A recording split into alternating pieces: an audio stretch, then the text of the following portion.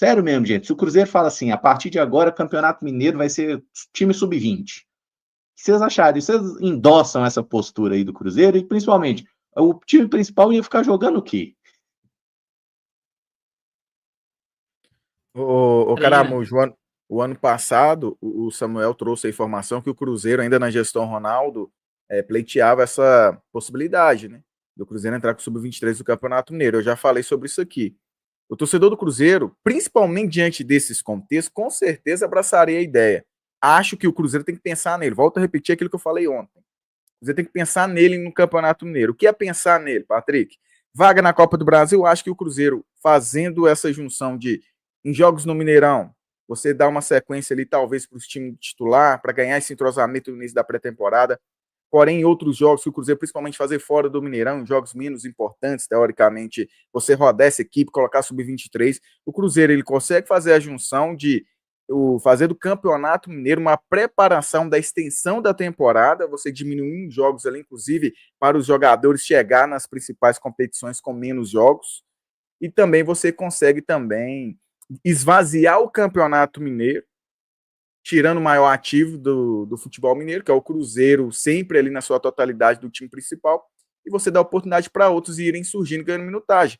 Você tem que pensar nele, parar de pensar no Campeonato Mineiro em si. Os clássicos entram como time titular, porque, como você disse, o clássico em si, em relação ao jogo, independente, né, do campeonato, é um jogo importante, coloca o time titular, enfim. E eu creio que o contexto hoje pavimenta um caminho da torcida do Cruzeiro super compreender se o Cruzeiro tomar essa decisão. A questão é, da forma como Alexandre Matos saiu, o Cruzeiro não vai tomar essa decisão. Vamos ficar alimentando essa ideia de sempre, que não é uma discussão de agora, né? A torcida do Cruzeiro já discute isso há bastante tempo. Muito por causa do que a Federação Mineira continua fazendo com o Cruzeiro há bastante tempo. E quando o Cruzeiro tem uma oportunidade de fazer isso, ele não faz. Quando ele tem a oportunidade de fazer isso, ele sai com esse discurso aí, ó, depois de 30 minutos de reunião com a Federação Mineira, enfim. Eu acho que o torcedor entenderia. A questão é, o Cruzeiro com certeza não fará isso. Ô Caramujo, só um ponto interessante aqui, né, para a gente também separar, né, da César o que é de César. Isso não quer dizer que o Cruzeiro não tem problemas dentro do campo, não, tá? O Cruzeiro tem muita coisa para resolver. Só que em um jogo onde o aspecto mental ele manda muito, erros de arbitragem condicionam muito a atuação de uma equipe. A gente está falando de um Cruzeiro que a gente até discutia essa dualidade na nossa visão depois do clássico, né, Caramujo? Você achou que o Cruzeiro podia ter feito melhor quando tinha 11 contra 11? Eu até me agradei um pouco da postura do Cruzeiro, mas uma expulsão condiciona muito o jogo. O Cruzeiro viu isso. Você passa a ter que defender, às vezes, com um jogador a menos. A gente falou de um Marquinhos que, num primeiro momento, fechava uma segunda linha, depois ele tem que ir lá para a defesa para ajudar o Cruzeiro a marcar com uma linha de 5. Então, fisicamente, você desgasta muito mais o atleta. É um esporte de alto rendimento. O Cruzeiro tem problemas dentro do campo. A gente está discutindo isso e a gente ainda vai discutir quando a gente encerrar esse assunto de arbitragem. A prova é que o Cruzeiro não conseguiu vencer o Democrata em um jogo onde a arbitragem não teve nenhuma influência. Mas não dá para negar o aspecto da arbitragem. Não dá para tapar o sol com a peneira. A arbitragem prejudicou o Cruzeiro. O Cruzeiro sofreu um gol onde ele deveria ter sido anulado. O zagueiro do adversário precisava de ser expulso. Ia ter que acontecer uma movimentação no outro time, eles iam ter que tirar um jogador de frente ou um jogador de meio, e aí eu não sou o treinador, não tenho nem interesse em ser o treinador do adversário, mas condicionou o resultado. Mas o Cruzeiro, ele precisa de resolver essa questão da arbitragem à parte, incomoda muito. Se a postura é essa, com a arbitragem que está te prejudicando, qual é a sua postura no dia a dia para cobrar mais dos atletas? Para pedir mais desse elenco de jogadores que, a princípio, não tem entregado tanto? É obrigação do Cruzeiro salário em dia? É o salário em dia, mas o Cruzeiro paga.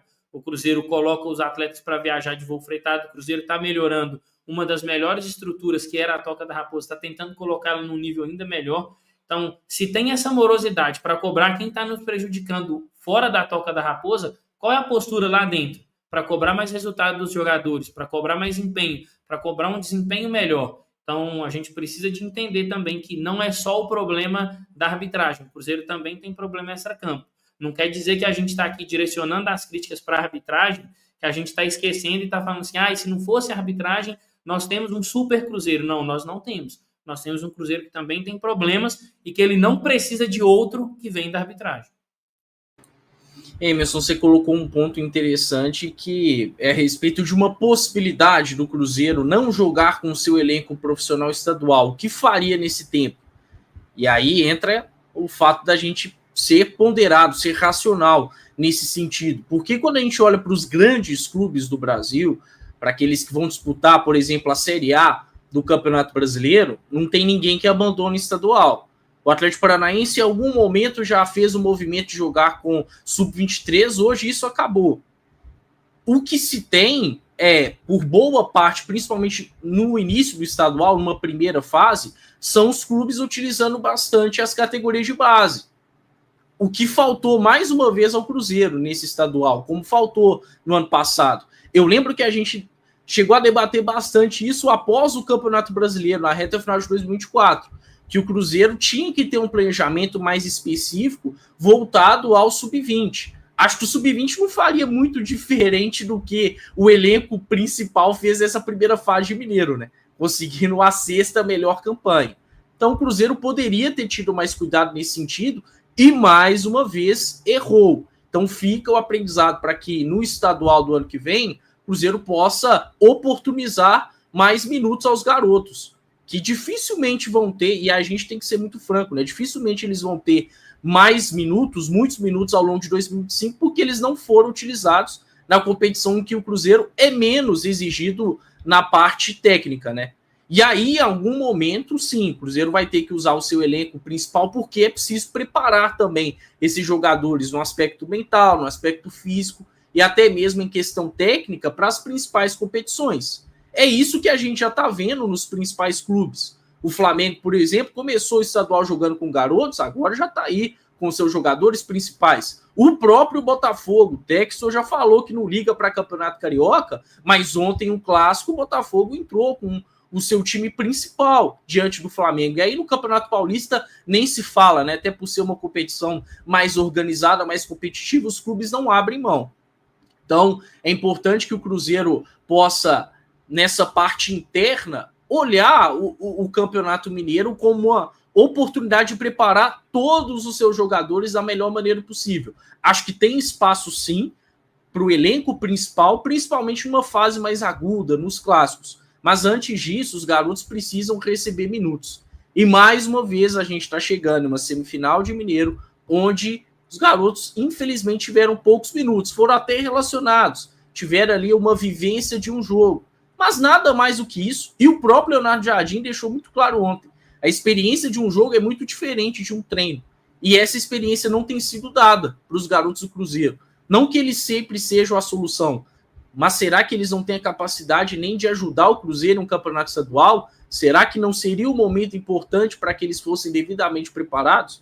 Então aí fica um dos vários questionamentos à atual gestão do Cruzeiro, mais especificamente ao departamento de futebol.